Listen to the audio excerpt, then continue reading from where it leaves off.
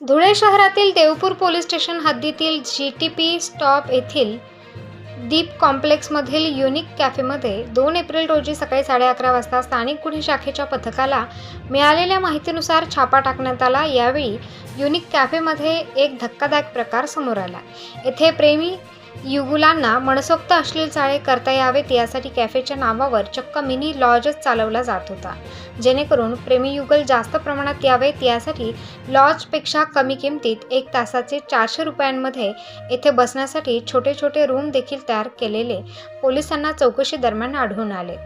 Unique कॅफेच्या मागच्या बाजूला तर चक्क एका रूममध्ये प्रेमी युगुलांना एकांत मिळावा यासाठी रूमला बाहेरून कुलूप लावलेले आढळून आले। पोलिसांनी कुलूप तोडून मध्ये गेले असता त्यात एक प्रेमी युगुलाचे जोडपे आढळून आले। यावेळी कॅफे चालक भावेश अनिल कौलस्कर राहणार माधवपुरा धुळे, भावेश पांडुरंग हळदे राहणार देवपूर धुळे, मदतनीस धीरज विजय मोरे राहणार नगावबारी यांना अटक करून त्यांच्या विरुद्ध देवपूर पोलीस स्टेशन येथे महाराष्ट्र पोलीस कायदा कलम 33(1)(a) 131 चे उल्लंघन प्रमाणे कारवाई करण्यात आली आहे व 2 जोडप्यांना पोलिसांनी ताब्यात घेऊन त्यांच्या पालकांना देवपूर पोलीस स्टेशन येथे बोलवून त्यांच्या ताब्यात देण्यात आले आहे।